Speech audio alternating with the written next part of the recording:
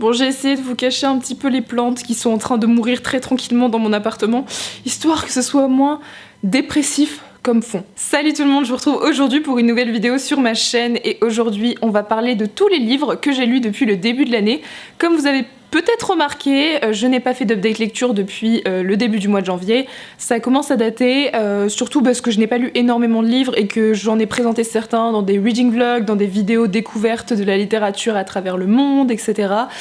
Et du coup j'avais envie de vous faire aujourd'hui un petit bilan pour celles et ceux qui n'avaient peut-être pas suivi les vidéos des dernières semaines,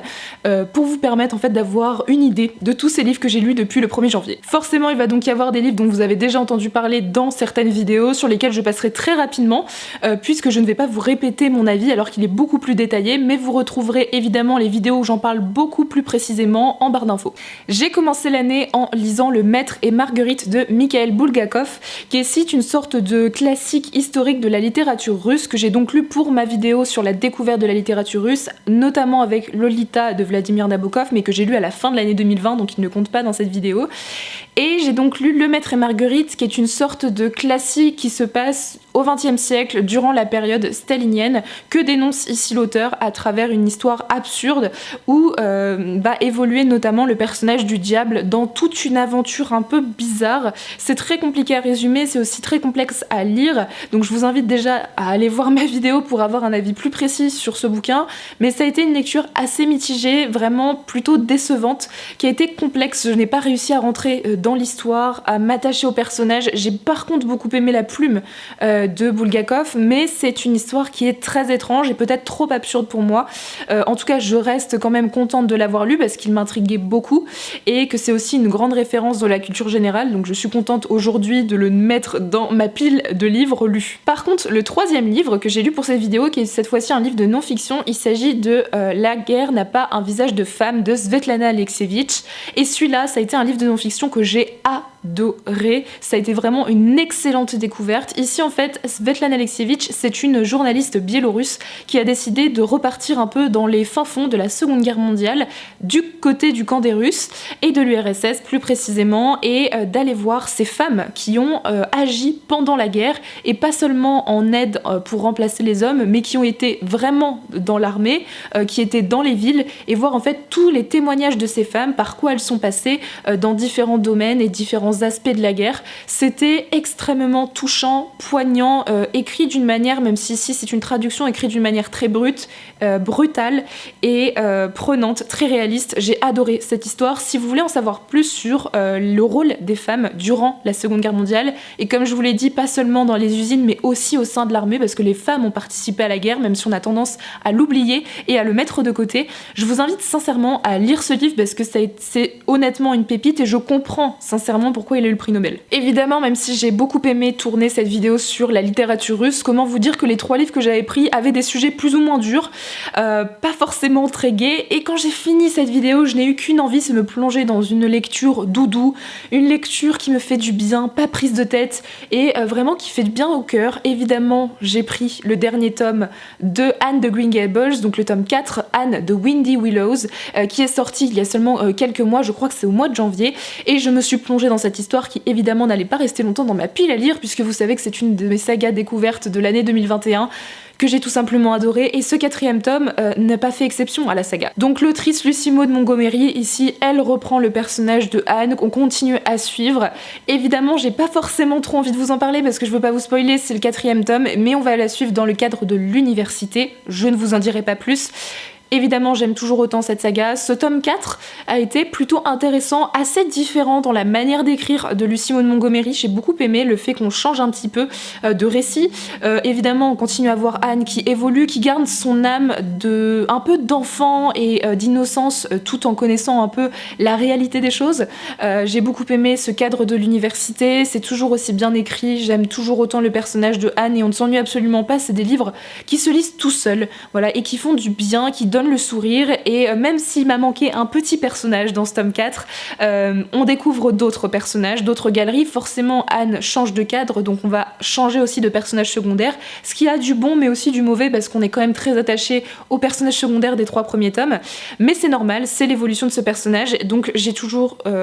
qu'une chose à dire, c'est lisez cette saga si vous ne l'avez toujours pas lue, si vous cherchez une saga jeunesse qui fait du bien, qui donne le sourire et qui est parfaite pour absolument toutes les saisons. Cette couverture de toute façon de Monsieur Toussaint l'ouverture est encore absolument magnifique et je n'ai qu'une hâte, c'est que le 5e tome sorte, mais je crois que c'est cet été, donc faut encore que je prenne mon mal en patience. Je crois que je vous en ai déjà parlé dans un reading vlog, mais j'ai enchaîné donc ce tome 4 de Anne de Green Gables avec un livre de non-fiction que j'ai notamment lu à la base pour un de mes cours du dernier semestre de master, qui était sur la géopolitique de la pensée décoloniale. Et en fait, on avait le droit de faire une dissertation sur le sujet de notre choix, et évidemment, il y avait un livre que j'avais repéré depuis longtemps, et ça a été l'excuse pour aller me l'acheter. Il s'agit d'une écologie décoloniale de Malcolm Ferdinand aux éditions Anthropocène Seuil. Donc ici, c'est un livre de non-fiction, comme vous l'avez vu dans le titre, sur les liens entre l'écologie et la lutte pour la nature, pour la défense de la nature et la décolonisation. C'est un livre qui est particulièrement intéressant et qui traite en fait de la manière de penser l'écologie depuis le monde caribéen ayant été colonisé il y a de cela plusieurs siècles par les grandes puissances que l'on connaît, France, Grande-Bretagne, etc. Et ici, en fait, Malcolm Ferdinand, il va apporter son point de vue sur la manière dont on peut faire des liens entre la cause environnementale et la cause décoloniale. Et j'ai trouvé ça terriblement intéressant. C'est un livre qui est compliqué, comme beaucoup de livres de non-fiction, à résumer, parce que je veux pas forcément vous donner toutes les idées et partir sur une vidéo essai sur ce bouquin, c'est pas l'objet. Mais si vous avez envie, vous avez des intérêts sur ces questions-là, et que vous cherchez un livre qui soit à la fois scientifique, extrêmement poussé, et en même temps qui vous permette de comprendre, que ce soit quand même accessible, je vous invite à le lire. Il n'est pas simple à lire, puisqu'il s'agit ici en fait de la thèse de l'auteur, donc vous vous doutez bien qu'il faut un minimum de connaissances pour le lire. Si vous n'avez jamais rien lu sur l'écologie, vous risquez d'être perdu avec ce livre. Mais si vous avez lu quelques livres, des articles, vu des vidéos, etc., et vous commencez à avoir un peu de base en fait sur ce sujet, je vous invite à le lire parce qu'il est extrêmement intéressant. Et il y a ce point de vue des Caraïbes que je ne connaissais pas, que je ne connaissais que sur les bases historiques, on va dire. Et j'avoue que j'ai bien aimé le point de vue de l'auteur sur ces liens entre écologie et décolonisation et sur la manière dont on peut percevoir ces luttes à travers cette région. Évidemment, ici, ça parle aussi d'inégalité sociale, ça parle de féminisme avec des références qui sont très modernes, hein. On n'est pas seulement sur des références du XXe siècle, il y a aussi des références du XXIe. C'est un livre que je vous recommande beaucoup et les livres de toute façon de cette maison d'édition et de cette collection m'intéressent pour la plupart. Donc voilà, j'en parle pas plus parce que je sais que c'est un sujet qui est très niche et que vous n'avez pas tous d'intérêt pour ce sujet, mais s'il vous intéresse, foncez. Sur une note un peu plus légère et moins complexe, j'ai enchaîné avec le 5e tome de L'Assassin Royal, La Voix Magique de Robin Hobb aux éditions J'ai enfin lu ce 5e tome et j'ai acheté le 6e tome dans la foulée, je l'ai trouvé en occasion à Gilbert Joseph, je fonçais dessus. Mais pour ce 5e tome, j'ai évidemment encore une fois passé un très bon moment. Évidemment, ce 5e tome, c'est une sorte de transition puisque 3 tomes équivaut à un tome en anglais, donc comment vous dire qu'on est au milieu d'un tome ici avec ce 5e tome de version française. Donc forcément, c'est un petit peu long, mais on voit les choses arriver, on avance un petit peu, on est dans un peu comme sur le 4e tome, sur un récit voyage plutôt qu'autre chose. J'aime toujours autant les personnages. On découvre quelque chose sur certains personnages que j'ai bien appréciés. Évidemment, je vous en dis pas plus parce que je ne veux pas vous spoiler, mais voilà, encore une fois, une excellente lecture. J'aime toujours autant retrouver Fitz et surtout les autres personnages secondaires qui j'apprécie tout particulièrement, notamment le personnage du fou. Donc pour ceux qui le connaissent, n'hésitez pas à me partager votre hype en commentaire. Mais en tout cas, c'est un livre que j'aime toujours autant. J'ai très hâte de lire le 6e tome parce qu'en fait, c'est le dernier tome du premier cycle de l'Assassin Royal. Et ensuite, je vais pouvoir attaquer la série sur les pirates. Alors, je n'ai évidemment plus le nom. Les Aventuriers de la Mer de Robin Hobb, donc qui cette fois-ci sur des pirates où on va suivre d'autres personnages, mais on va continuer en fait à avancer dans l'intrigue pour au bout de 3 tomes en entier ou en intégrale, ce qui équivaut à 9 tomes dans ce format-là. Après 9 tomes comme ça, je pourrais retomber en fait sur l'Assassin Royal avec la suite de la saga. C'est tout un truc, hein, de toute façon, l'univers de Robin Hobb, mais je suis contente en fait d'avancer dans cette histoire parce que c'est vrai que ça fait longtemps que j'ai lu le premier tome et que je prends du temps à avancer. Mais là, je sais que le 6e tome sera lu cette année, c'est clair et net, et j'espère sincèrement pouvoir continuer avec son autre saga cette année, on croise les doigts. Ensuite, j'ai lu un livre qui a fait énormément parler de lui depuis plusieurs années, dont j'ai fait un reading vlog pour le Time Machine Challenge. Il s'agit de The Song of Achilles de Madeline Miller aux éditions Bloomsbury, donc Le Chant d'Achille aux éditions Pocket en français. C'est un livre, ici une réécriture de l'histoire d'Achille et de Patrocle durant la guerre de Troie principalement. Ici on va suivre les personnages de leur enfance jusqu'à la guerre de Troie, leurs relations, donc c'est quand même beaucoup plus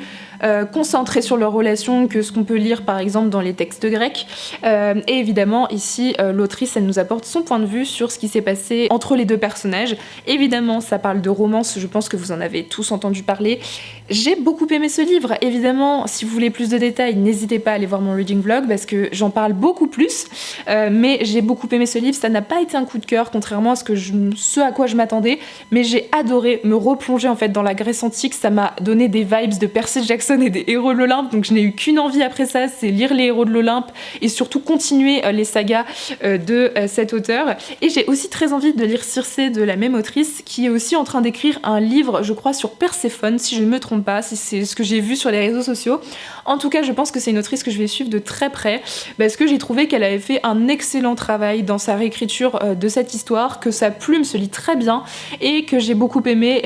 la dimension psychologique et mentale et émotionnelle qu'elle a apportée au personnage d'Achille et de Patrocle. Donc je la suis de près et j'ai hâte de lire la suite de ses ouvrages. Et enfin on va passer au dernier livre de cette vidéo et le deuxième livre que j'ai lu pour le Time Machine Challenge. Comme chaque année j'invente un challenge, je mets en place un challenge et je lis très peu de livres pour ce challenge parce que c'est toujours au mois de mars, un moment où j'ai quand même beaucoup de choses à faire généralement. Entre l'avancée de mon mémoire, le début de mon stage, la fin de mes cours et le déménagement sur Paris, comment vous dire que j'ai eu moins de temps? Donc j'ai lu Le Chant d'Achille et je me suis aussi plongée dans un livre qui me fait envie depuis plus d'un an puisque je l'ai reçu à Noël 2020. Il s'agit de Underground Railroad de Colson Whitehead, ici aux éditions Le Livre de Poche.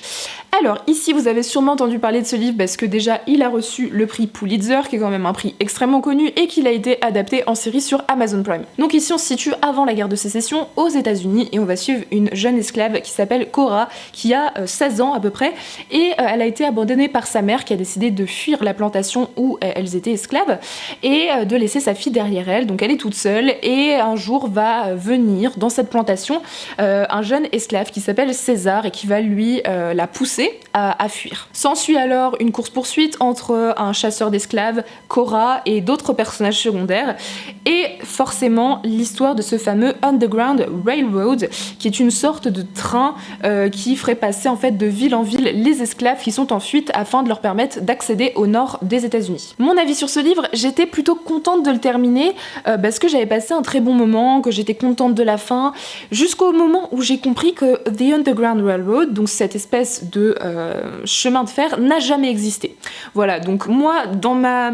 candeur et dans mon innocence, je me suis dit mais c'est incroyable d'avoir jamais entendu parler de ce train et puis c'est un roman historique, pour moi ça m'a l'air d'être quand même assez réaliste et en même temps ça paraît absurde, j'en ai jamais entendu parler dans mes cours d'histoire parce qu'en fait c'est une métaphore qui a été réalisée par l'auteur pour expliquer en fait ce voyage qui était effectué par les esclaves à cette période de l'histoire, de maison en maison, avec plutôt des sortes d'alliés, de personnes qui leur permettaient de rester dans leur maison et de passer voilà, de maison en maison pour fuir vers le nord. Et en fait, ici, le chemin de fer est une métaphore de ce processus qui était mis en place à l'époque.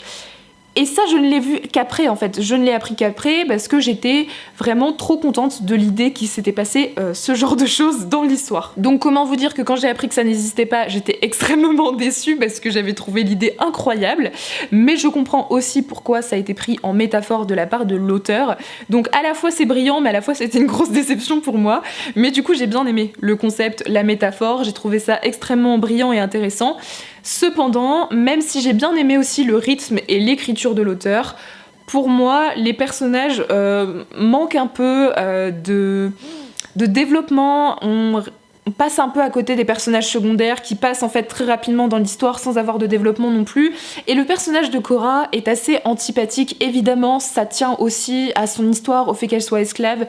qu'elle se ferme en termes de sentiments. Je comprends totalement en fait pourquoi on n'est pas forcément attaché à ce personnage, mais c'est vrai que c'est particulier parce qu'entre le fait que les personnages secondaires ne soient pas développés et qu'on n'en revoit pas beaucoup, en plus de ça, le personnage principal, on a du mal à s'y attacher. Donc du coup, c'est compliqué aussi de vivre énormément d'émotions quand on a du mal à être empathique avec le personnage principal. Par le fait de cette déception et d'avoir découvert que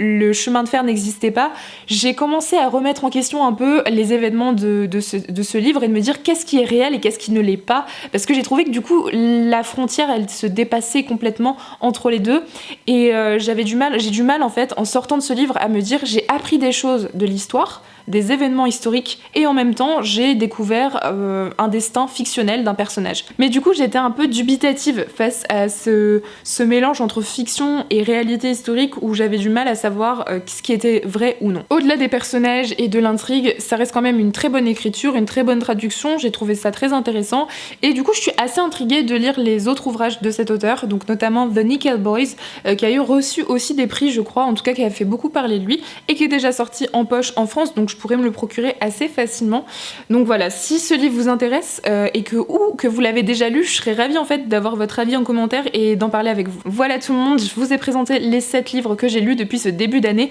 Ce n'est pas énorme évidemment parce que je suis toujours dans un rythme de master, même si je n'ai plus de cours, j'ai toujours mon stage et mon mémoire. C'est un rythme qui normalement à partir de cet été devrait augmenter parce que je vais rentrer dans le monde du travail et que j'aurai un rythme peut-être un peu plus classique et un peu plus de temps sûrement le soir et les week-ends pour bouquiner. Donc je suis quand même contente des livres que j'ai lus depuis ce début d'année, mais j'ai hâte de pouvoir me plonger dans d'autres sagas, il y a des challenges qui arrivent, je vous prépare quelques vidéos. J'ai trop hâte de vous présenter tout ça. En tout cas en attendant, n'hésitez pas à me dire en commentaire les livres que vous avez lus depuis le début de l'année, le nombre de livres, vos coups de cœur en fait depuis le début du mois de janvier. En attendant une prochaine vidéo, moi je vous souhaite de très bonnes lectures et je vous dis à bientôt. Bye!